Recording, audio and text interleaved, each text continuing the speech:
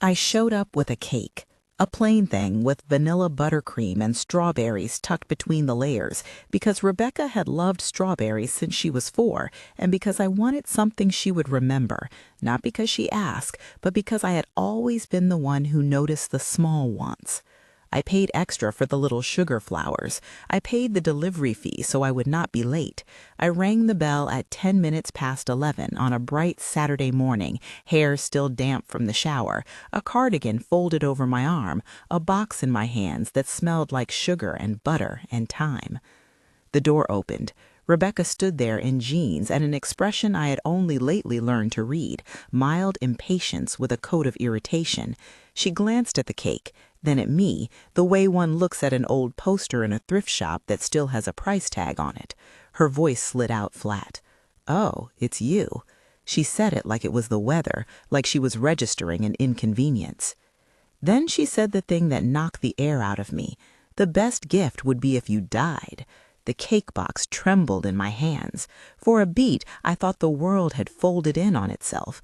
The candlelight in my mind, because I always imagine candles when I think of birthdays, went on and off like a bad bulb. The sugar on the strawberries tasted suddenly of tin. I did not scream. I did not throw the cake on the porch in a dramatic movie way. I handed the box back to her, my thumbs numb. "Okay," I said. The volume of my own voice surprised me. It sounded small and far away. She shut the door. I walked down the hall as if nothing in the universe could change. I walked past the old piano with its lid closed, past the framed photos where Rebecca was 5 and obnoxiously grinny, past the calendar full of crossed-out dates. I got into my car and drove home. The radio was on. The song was something with a happy chorus. I turned it off. If this hits home for you, if you have ever been taken for granted or been told to disappear by someone you gave everything to, tell me in the comments. I want to know I'm not alone. The phrase lodged under my tongue and tasted like glass. It was not only that she had said it, it was the casual cruelty of it, the expectation that my presence was expendable because she had learned how to expect me to absorb costs, inconvenience, heartbreak. I sat at my kitchen table and opened the drawer where I kept one of those little wire boxes with rubber bands and old receipts. I should not have needed to look. I could have told the numbers aloud without the paper, but seeing them, the ink darkening on the page, made it real. The first line I wrote down was the obvious: college tuition. Rebecca, State University, 1996 to 2000, $47,500 per year. Total paid $190,000. I had sat through meetings with financial aid and cried with her over acceptance letters. I had worked double shifts to make up shortfalls in bills. I had delivered casseroles to dorms on move-in day because she couldn't drive after a late exam. I had driven her across 3 state lines so she could sit and audition, stayed up all night sewing a costume, borrowed from my retirement fund to make sure she had a second chance. The second line was wedding, June 2005. Deposit I gave for the reception hall. Last-minute vendor emergency I covered. Her bridal shop dress I paid for because she changed her mind twice. $17,400 total. Braces, 1999 to 2001, $6,200. The down payment on the house she and David bought in 2010, $62,000. I had signed as co-signer and slipped them the down payment folded into an envelope like a bad secret. Mortgage bailouts, the times when their job situation unraveled and I wired money to catch a payment before the bank put the house at risk, $81,750 total over the years, in installments they always promised to pay back and never did. Car repairs, medical co-payments, late tuition payments, last-minute flights home in an actual emergency, $22,880. I kept writing until I had a long column of numbers that came to a balance that made my hands shake on the pen. $380,230. $38,000 more than the mortgage principal I had once thought I was helping them build toward. The number sat on the page like an accusation. This is not about numbers for me, not really.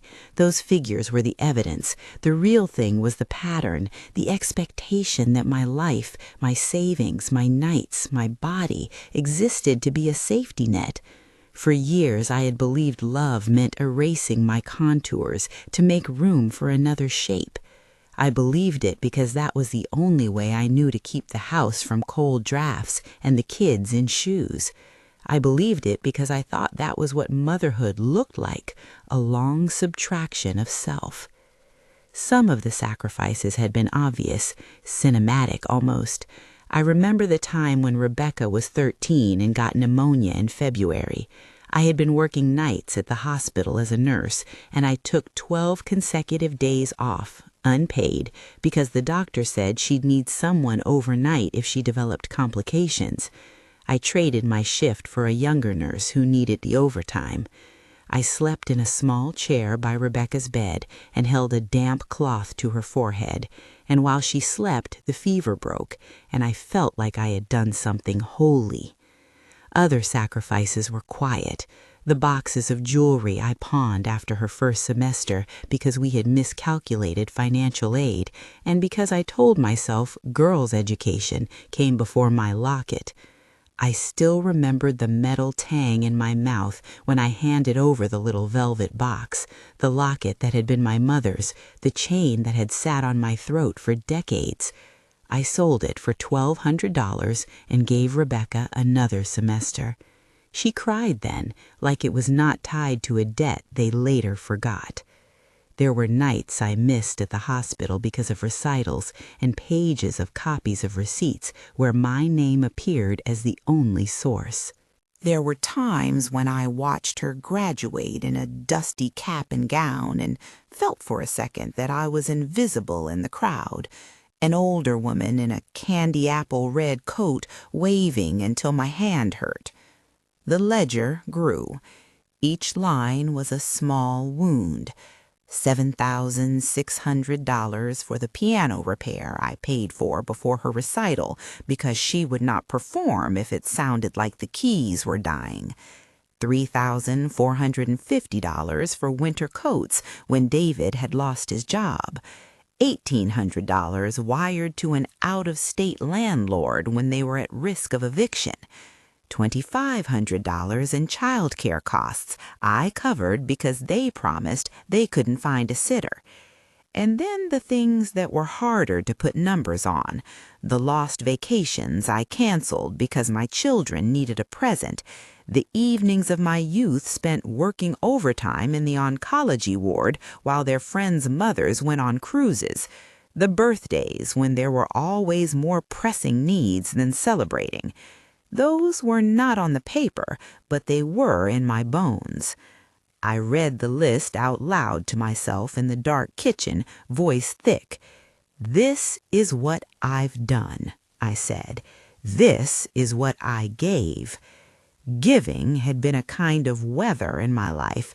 I did not know it was a storm until I stood in the ruins.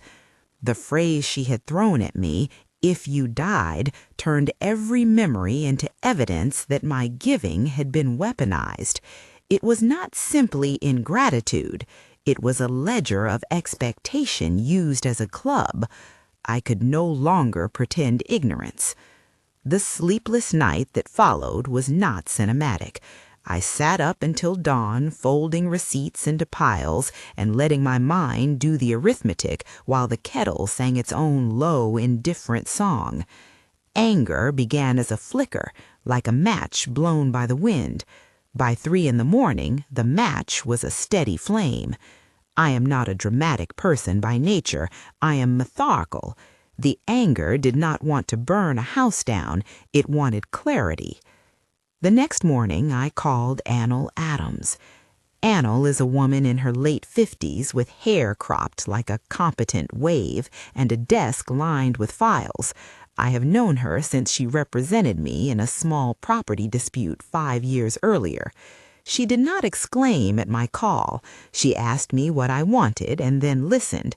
She is the kind of lawyer who translates law into a map you can actually walk. I want to stop being someone's safety net without permission, I told her. She did not laugh. You sound both furious and clear, she said. Come in tomorrow morning, bring everything. I took another call that day with Mr. Martinez at the community bank, a man in his 60s who had seen me through an account when my husband died and had always been soft with his words. I need to understand our joint accounts, I said. I want to close the emergency fund and move my money into an independent account. There is a peculiar humiliation in saying things about money to people who know you. It feels like confessing an entire life. Mr. Martinez was gentle. He went through the holdings with me, noted the dates of co-signing, the balances, the paper trail. He told me that certain transfers would require signatures and that I should be careful to do everything with documentation. Make sure you have copies, he said. Make sure everything you do is on record. Anel, the bank, the receipts, these things were the scaffolding of my new determination. I had learned in nursing that precise records could save a life.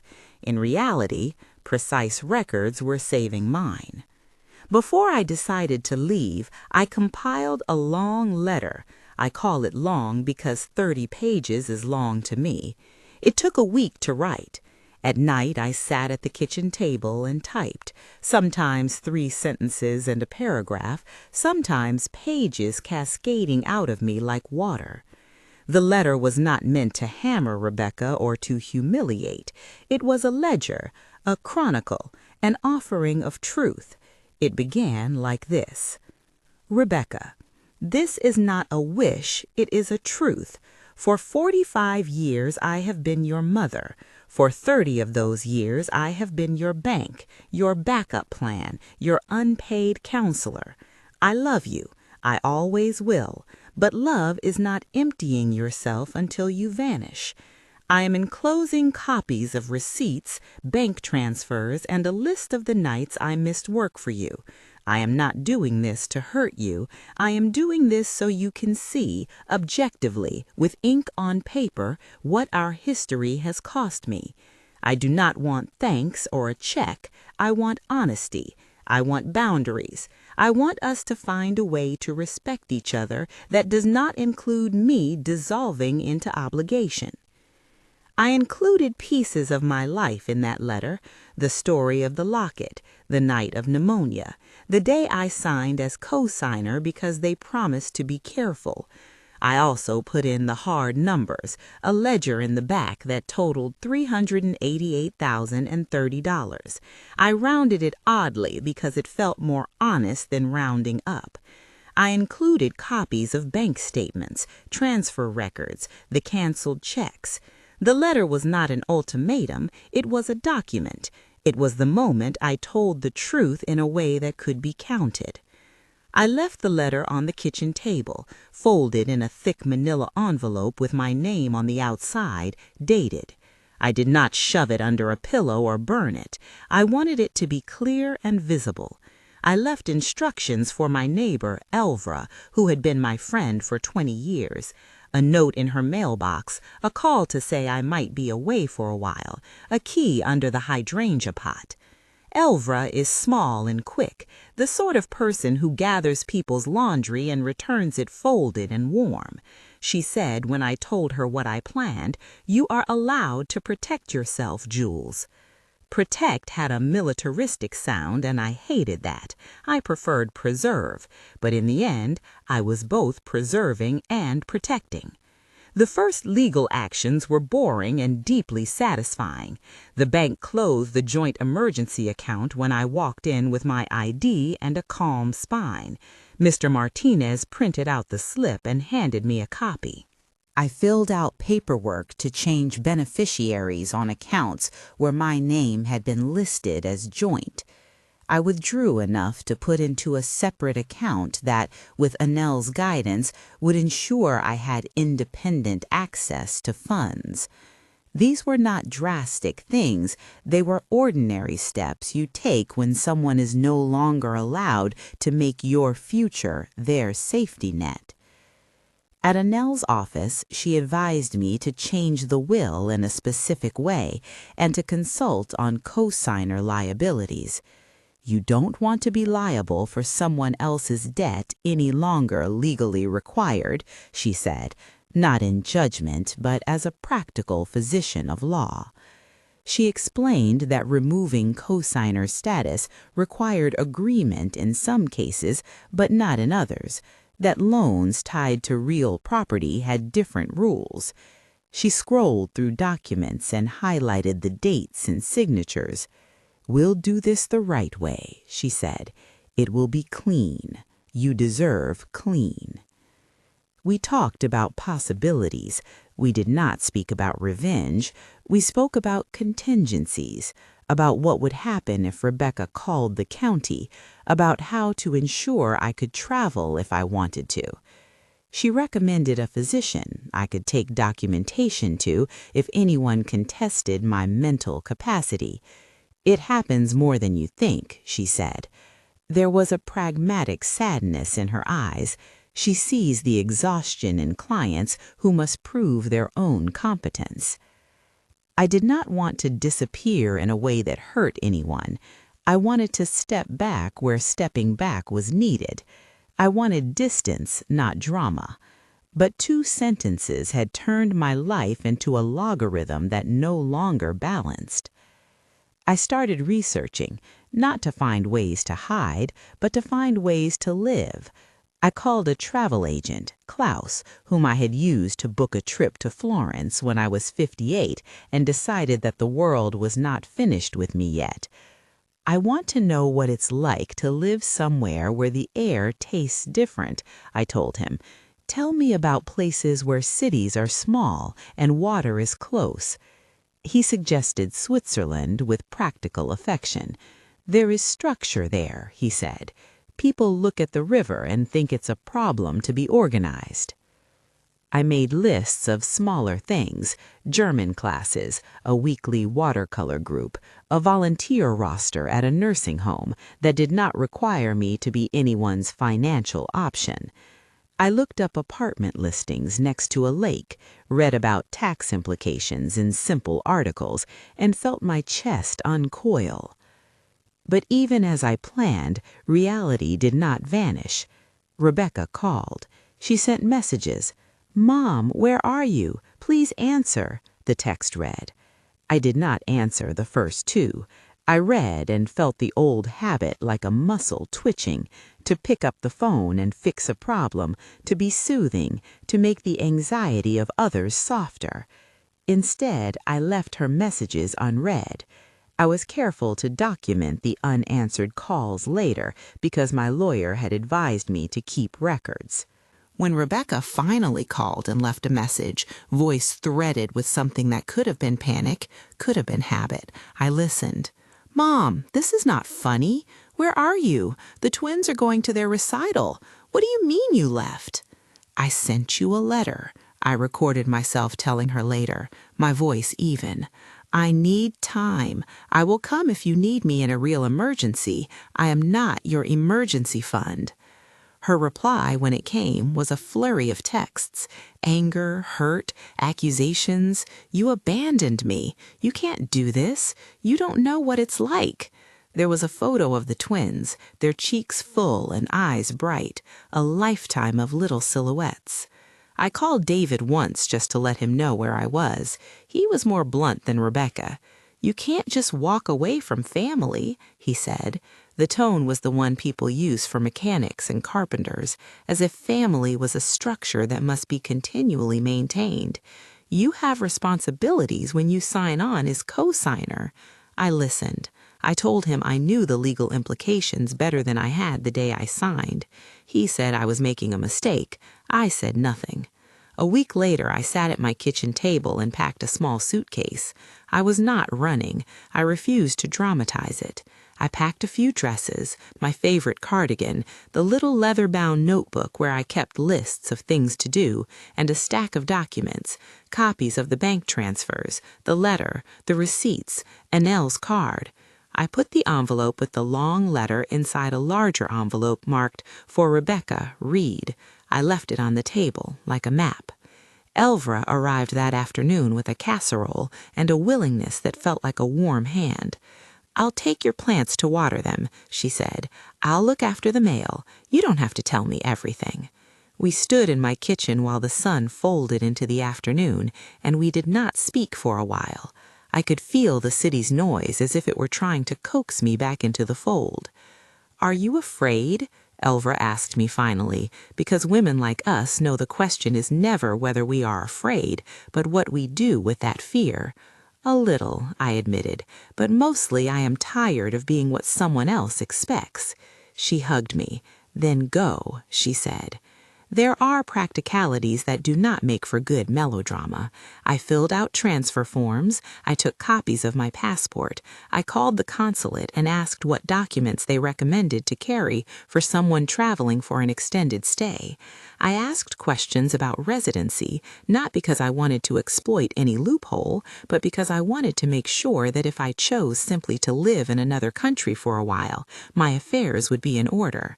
I asked how to leave powers of attorney in place in case anything happened, because the paradox of independence is that sometimes you must plan for dependence. When Rebecca called again and again, her voice going up a register that made me feel like a child again, I did not pick up. I listened to the messages and saved them. Later, with Anel, we discussed how to handle allegations that might come. Social services complaints, assertions that I was not capable of managing my affairs. Anel was calm. "If anyone alleges anything, we will respond with documentation," she said. "Medical evaluations if necessary. Your records are very clear." I did what I had always done when a problem needed a steady hand. I prepared. There was a clarity to preparation that felt like dignity. It allowed me to see the edges of the choice I was making without being consumed by the drama. On the night before I planned to go, I sat at the window with a thermos of tea and watched the streetlights waver. The neighbors' voices drifted from open windows. I thought of the piano with its lid closed, of the photos on the wall, of the locket. When I breathed in, I could taste both tar and the faint perfume of years. I thought of the twins and whether they would remember me at all if I left. I thought of the innumerable small ways I had been generous and how many of them had been taken for granted. I also thought about the nights I had spent awake with mothers in the hospital's corridor, the small strength in two people holding hands and saying, "We will get through this." That strength had always been about a mutual bearing, not one person made to carry two. I realized with a strange tenderness that love had meant training them to be responsible to the degree they were willing. That willingness had dwindled, and I had been the one to refill the cup until it was empty. I wrote a short note and slipped it in the envelope with the long letter because even as I was shutting down certain parts of my life, I wanted to leave a final human gesture. It read, "Rebecca, I am not leaving in anger to punish you. I am moving because I must relearn how to be myself. I hope one day we can talk with honesty and care. I hope you find the space to be responsible for yourself. Love, Mom."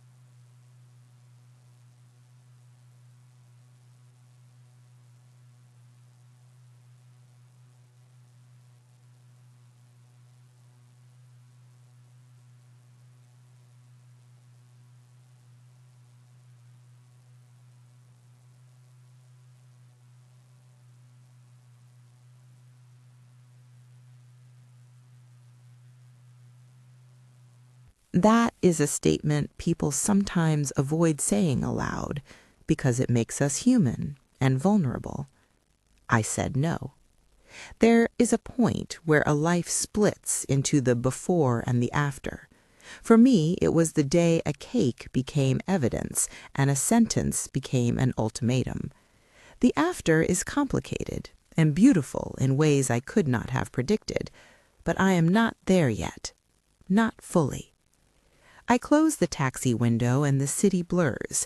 Somewhere ahead there is a plane ticket waiting, a small room with a view of water, maybe a class in watercolor where the brush will not judge me. I have left an envelope on my table, and I have come this far with my boxes of receipts and my long letter and the knowledge that I will be accused at some point by those I love most. I press my palm to the envelope in my bag as if to test that it is real. I am not immune to doubt. I am an old nurse who once thought she could hold everything, but that is no longer the job I was meant to do. I am learning how to allow for consequence, sometimes painful, sometimes necessary, and how to live on the other side. The taxi moved through the sleeping city. I look once at the lights and think of the twins, of Rebecca's voice, of the piano lid closed in my quiet house. In the pocket of my cardigan, my fingers find the little paper with Annal Adams and Elvra written on it. For the first time in a very long while, I am not giving to solve someone else's life. I am preserving mine. If you want to hear what happened next, how the letter was read, how the lawyers answered the knocks, how a life across a border began to repair what had been frayed, subscribe and stay with me. There are more pages to this story, and I will tell them. The taxi eased up to the airport, and I folded myself out of the seat with a stiffness that surprised me. My suitcase had a flap of worn leather that had softened over a dozen trips. The envelope with the long letter rested against the inside pocket like a secret I was finally ready to carry.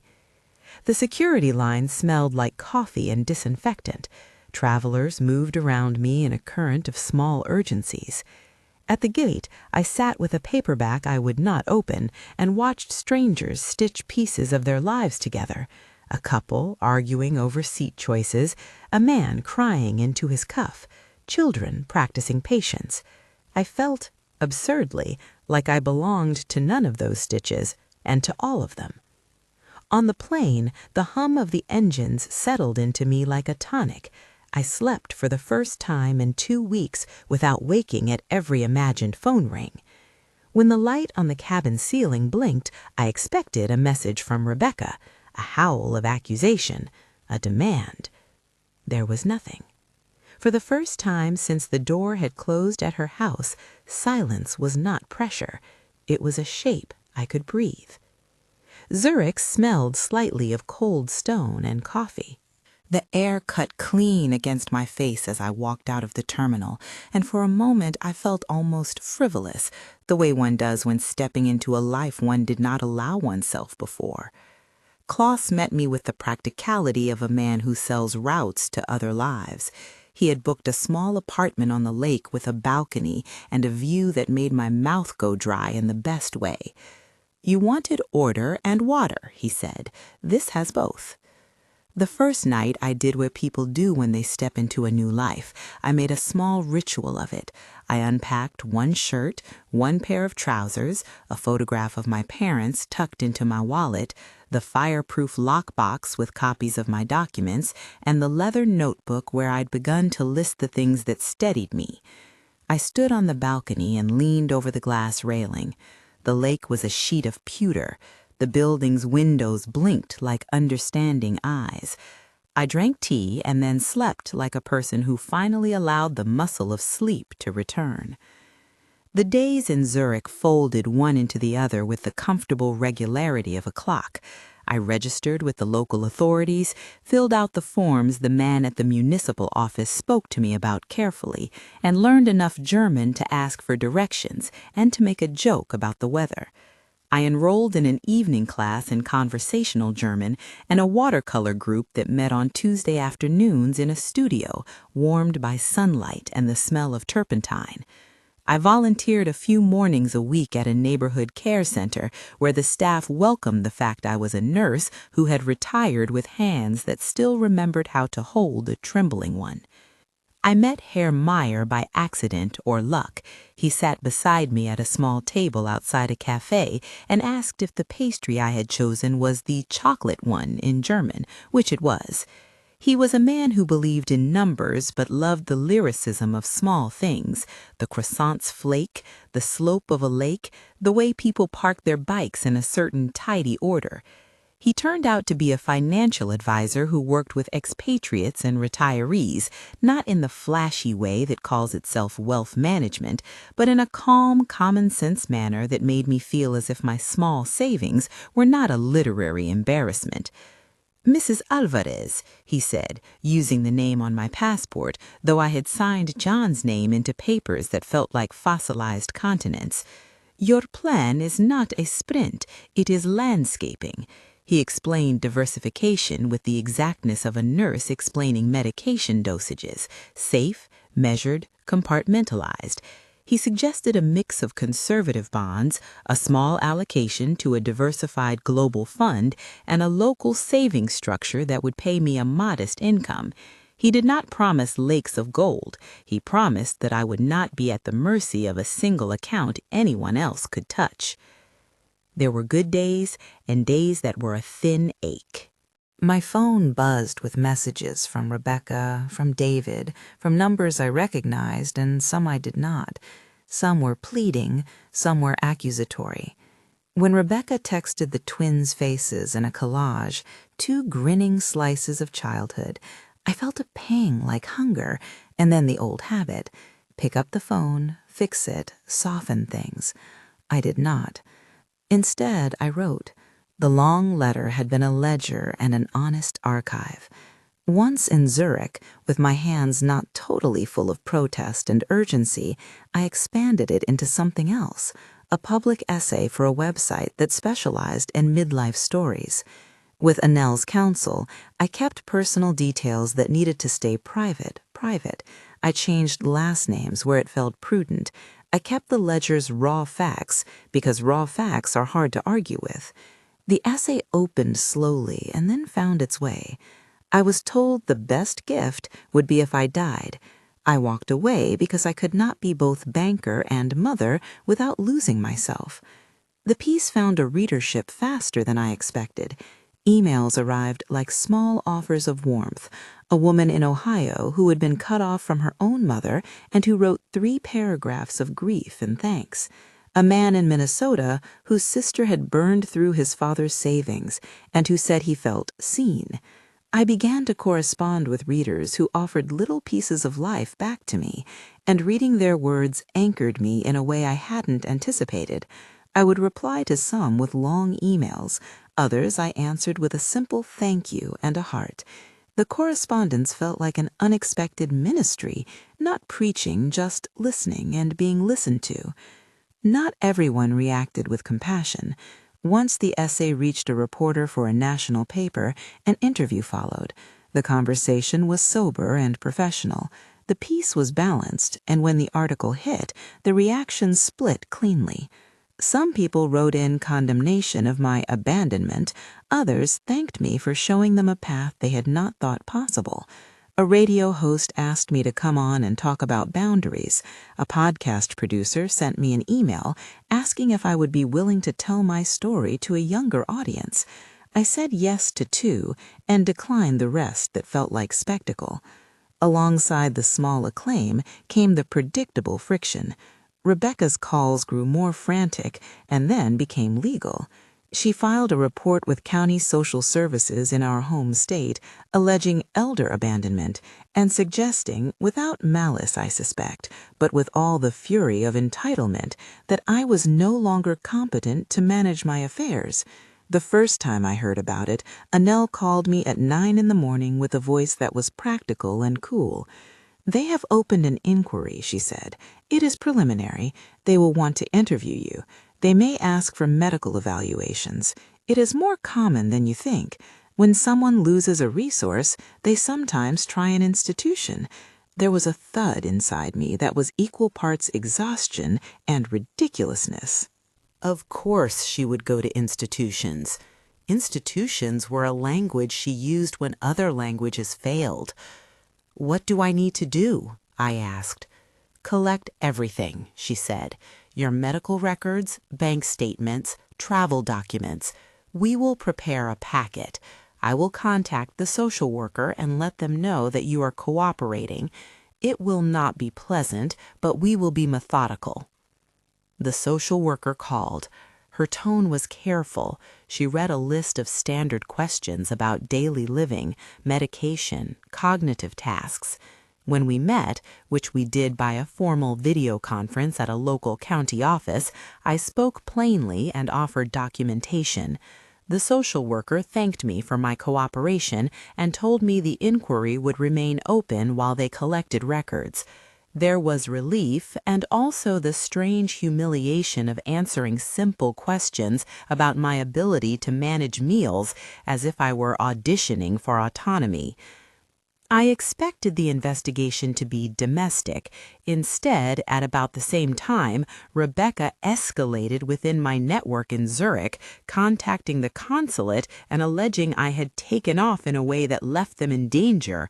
My travel history and the fact that I had left a letter on the table were pulled up in a way that made me feel like a character in someone else's melodrama. The consulate representative was kind, and after a thorough but civil exchange, they recommended a medical evaluation to document my capacity should the matter continue. The consulate arranged for me to see a physician who specialized in geriatric assessment.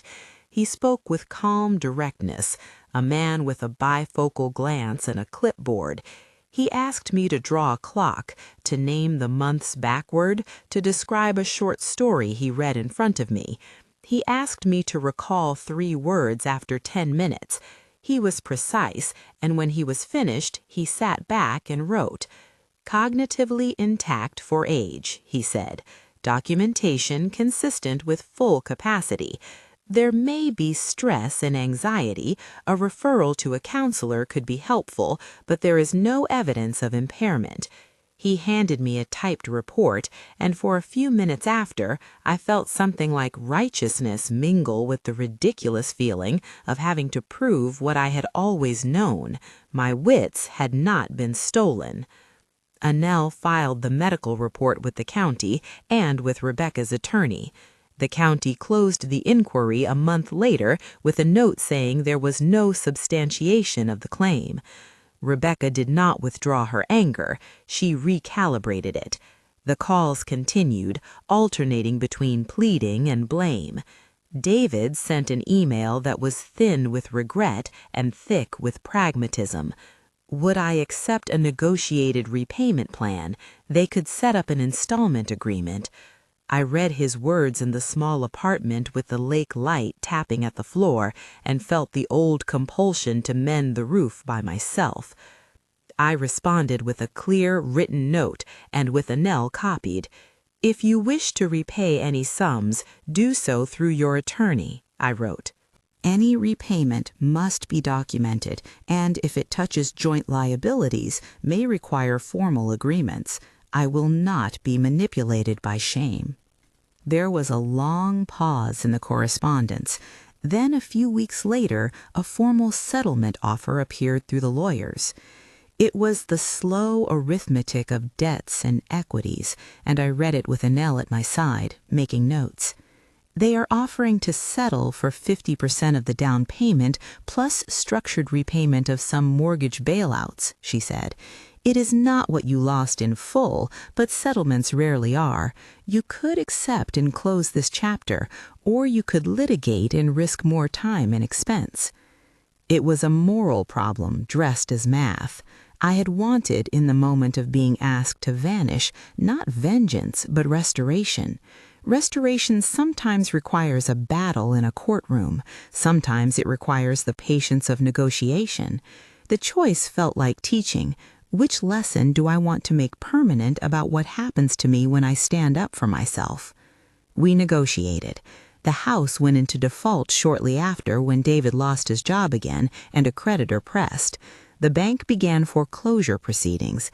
It was a banal legal crank turning. The house was put on the market. We watched the paperwork move like a parcel through a town. When the sale closed, Annelle filed a claim for the funds I could legally claim given my documented down payment and subsequent wires. The sale did not solve every number on my list. It did not return the nights lost, the years of extra shifts, or the locket's weight.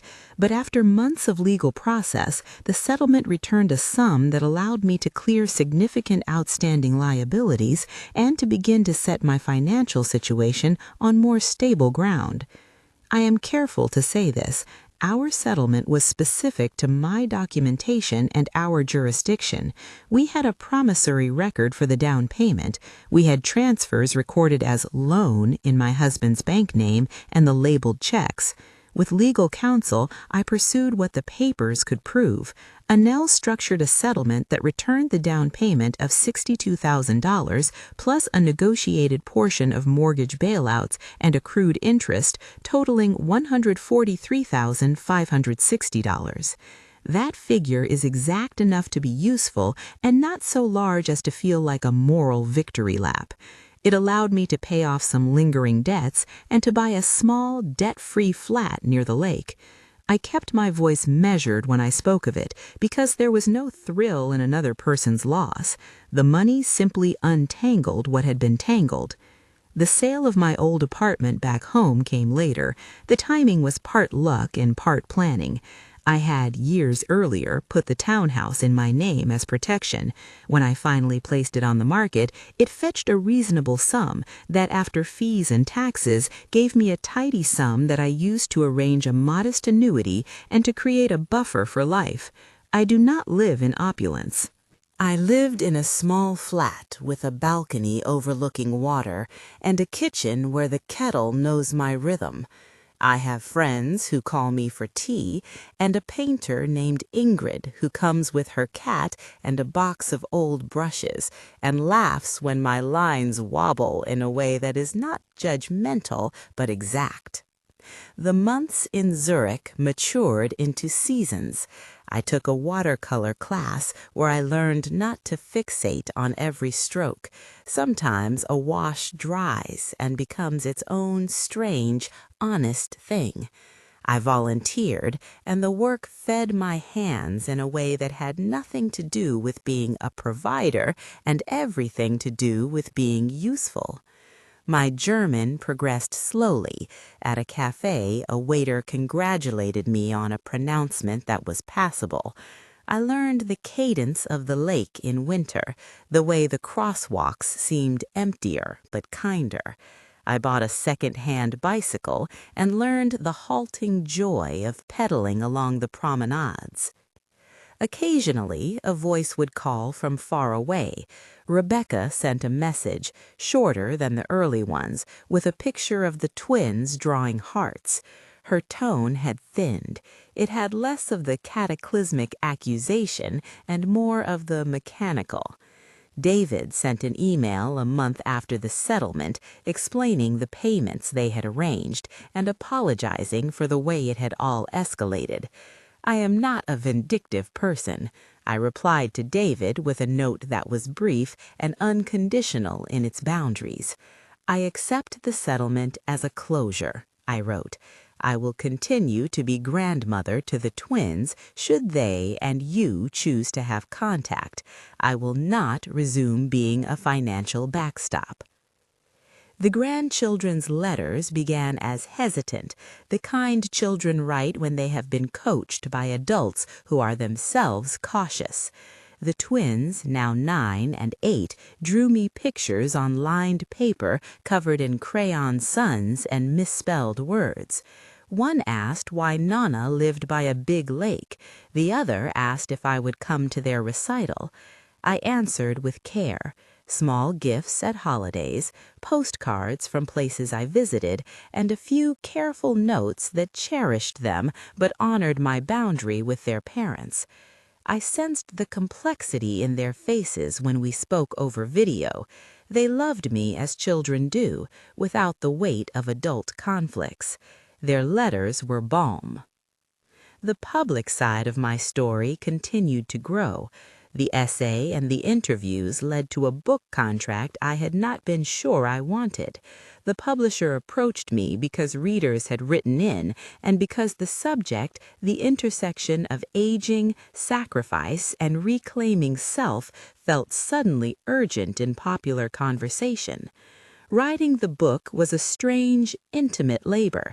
It required me to revisit receipts and nights I thought were closed.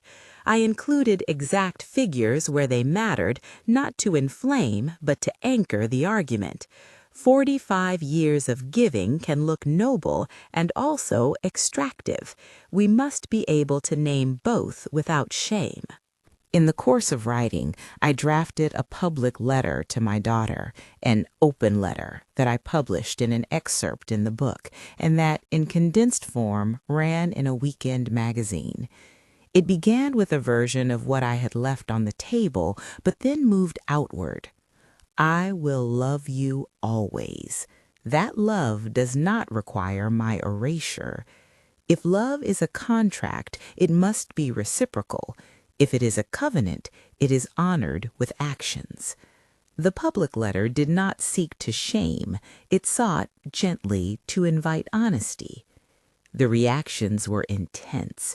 Some accused me of airing laundry. Others thanked me for naming what they had lived through.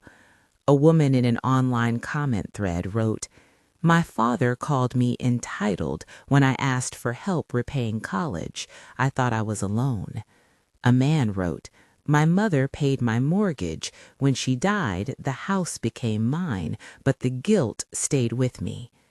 Those threads were what the book had been nudging at, a conversation about the invisible economics of love. At book events, women came up to me with moist eyes and clenched fists and told me their stories. A woman named Maria from Santiago said, "You gave me a word, boundary, that I thought was selfish. Now I know it's survival." I listened and answered with what clarity I had developed. Boundaries are not punishment. They are a map for how you want to be treated. They are also a line of respect. Through it all, I remained in my daily life a careful person. There were limits to what I allowed into my life. I did not go to my daughter's house. I did not answer her midnight messages asking for money. I did, however, keep photographic correspondence with the twins and read their school reports with a grandmother's pride. I did not celebrate the foreclosure like a festival. I watched the legal paperwork with Annelle's counsel and kept my voice measured when people asked. Justice, where it comes, is a strange, sober thing. Time, which heals and also refuses to be hurried, brought small reckonings. David's emails now carried a quieter tone. He sent one winter morning a message that said simply, "We are trying to teach the twins responsibility." I replied with a simple, unadorned line, "Teach them with consistency. Love them with boundaries." Rebecca, in time, reached out with a letter that was the kind of thing children write after they've been hurt into awareness. Jagged, partial apologies, explanations that read like defenses. I held the letter over the balcony and read it once. There were lines about stress and mistakes, and a sentence where she wrote, "I didn't realize how much I had come to depend on you." There was an odd tenderness, like a hand offering a bandage after a wound has scarred. The invitation to reconcile came with strings I would not accept, a demand that I resume being the safety net, promises that I had heard before and that had been broken. I replied with the same simple voice I had practiced. "I accept your apology and will continue to be present in your children's lives in measured ways. I will not be a financial backstop. If you want a deeper reconciliation, it must be built with mutual responsibility." We did not return to the old arrangement. That is not a triumph I broadcast. It is a fact I live. There is a clarity to a life where one keeps one's money, time, and energy within one's capacity. That clarity costs. The cost in my case was in the loss of certain daily intimacies and in the way a daughter's voice sometimes carries the shape of accusation. The gain is a life that is my own, with both limits and small liberties. The legal process left me with a stack of documents that smelled faintly of printer toner and resolution. I filed copies into the fireproof box and left the originals in Annelle's office. When the settlement funds cleared, I felt an odd, deep relief that was not the same as victory. Money, I had learned, cannot fully restore a lost decade of my life. It can, however, provide the oxygen necessary for a steady life, to secure a flat with sturdy windows, to pay for a small monthly counseling session, to buy a decent pair of shoes without having to calculate whether the check will bounce. I returned to the lake in spring to find that the trees along the promenade had exploded into green, and people were back on benches reading. I took my bike and rode slowly, stopping to watch a boy teach his dog to fetch. Small scenes of ordinary life now had the deliciousness of novelty. I met a group of women who painted on Tuesday afternoons and drank coffee afterwards and did not ask me about my bank balances. We formed a tiny fellowship that looked a little like family and a lot like chosen company. In the books afterward, I wrote, I did not stop loving my daughter the moment I decided to create distance. I only stopped permitting my life to be the instrument of her comfort. There is a difference between love and the erasure of self. The last legal piece fell into place 2 years after I left. Annelle called me with the cadence of good news that had no need for embellishment. They settled on the figure we discussed, she said. The funds have been transferred to your account. The case files are closed. I let the news settle into me like sleep. There were smaller victories, too. A woman who had read my essay called me to say that because of my story, she had insisted on a written agreement with her son before co-signing a loan. It felt cold, she said, but it kept me whole. Another reader sent a photograph of a little knitted heart with a note, I am learning to say no. I do not pretend that my path is for everyone. The resources I had, documentation, a lawyer I could call, a small pool of savings, are not universal. I am careful when people ask me what to do.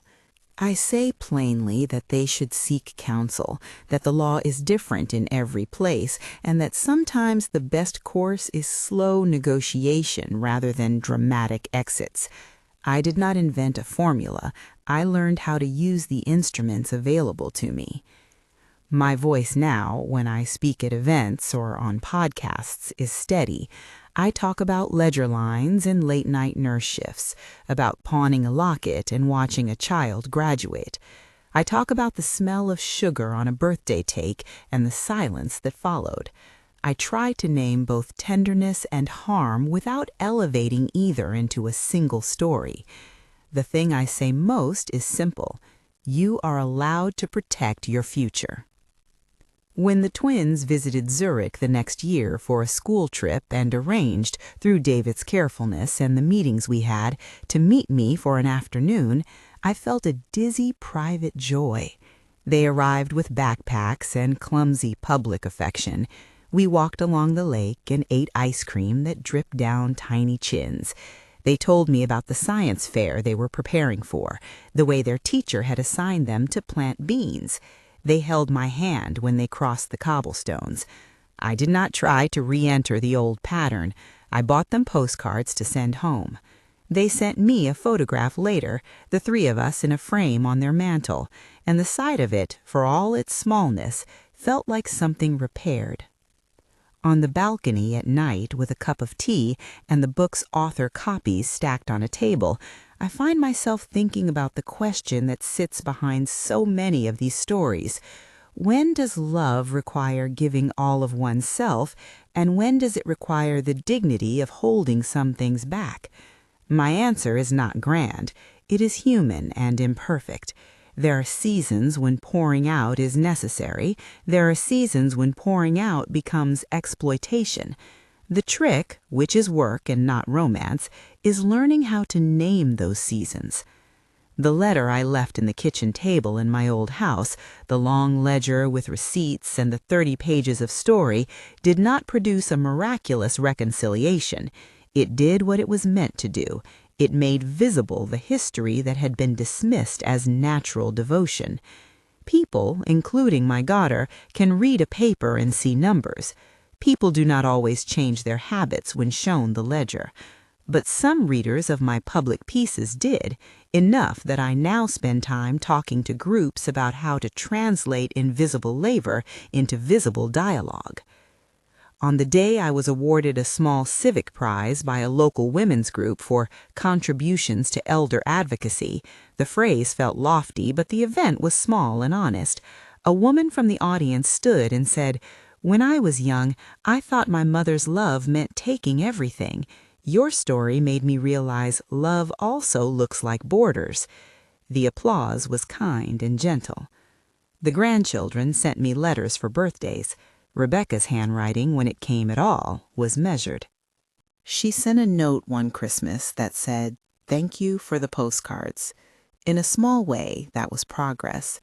In a large way, the relationship remained a work in a foreign language we both were learning, sometimes patiently and sometimes badly. I do not close this chapter with a flourish. There is no final cinematic reconciliation. That would have suited a novel more than a life.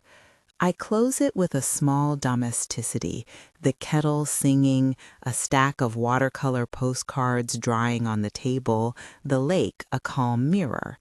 I am content in a way I have not been since before the ledger. Content is not the same as joy every day, but it is the peace that an older woman can feel when the sum of her days belongs to her in a way that does not awaken shame. If I had to name the lesson plainly, it would be this: self-protection is not selfish when it preserves the person who gave. To love another without becoming entirely their refuge is a hard skill, but it is a humane one. It allows for repair that is not contingent on a parent's erasure. Sometimes, late at night, I think about the cake in Rebecca's hand and how its box trembled. I think about the small sugar flowers I had paid extra for, and the way one sentence could turn decades into evidence. I also think of the watercolor studio, where a woman named Ingrid corrects my perspective with a brush and says, "Try again," with a smile. I think of the twins and the way their small hands fit into mine as if time had been compressed in good ways and bad. I think of Annelle, who sorted my papers like a surgeon, and of Elvra, who brought casseroles and kept my mail like she kept sacred things. A reader once asked me what I would say to my younger self. I would answer with a nurse's bluntness and a grandmother's tenderness. Keep one thing for yourself. Keep your name in your bank. Keep one night a week that is yours alone. You can give and you can also hold. Do both without apology. There are days I still feel the sting of the words, and there are mornings I wake and feel the odd, soft delight of not having to be on call for someone else's mistakes. My life now is full of small pleasures, the exactness of a watercolor sky, a postcard from a reader who said my book helped her leave an exploitative job, visits with friends who grew into family, and the simple, profound comfort of financial autonomy that is not extravagant but is steady. If you have ever been asked explicitly or implicitly to vanish for the convenience of someone you love, know this: you are not obliged to consent to your own disappearance. There are legal, social, and emotional tools that can help, even if the process is uneven and jurisdictionally complex. Seek counsel. Keep records. Most of all, listen to the steady voice that tells you whether your life can continue being the place everyone else expects you to be, or whether it should be the place you defend with courage and care. If this story has touched you, if it has made you think of your own ledger, whether that ledger is of dollars or of nights and attended concerts and forbearances, I hope you will subscribe and stay with the channel. There's another story I will tell about a woman who turned a small inheritance into a community project. There are more lessons and quiet victories. If you can, support the work that lets people speak their truth. It helps me keep writing, and it helps other people find a voice to name their own. Tonight, I stand on the balcony, the lake a dark glass, and a postcard sits open in my hand. My name, my address, my small, stubborn life, it all belongs to me. The past is accounted for in paper and in feeling. The future is, finally, mine to keep.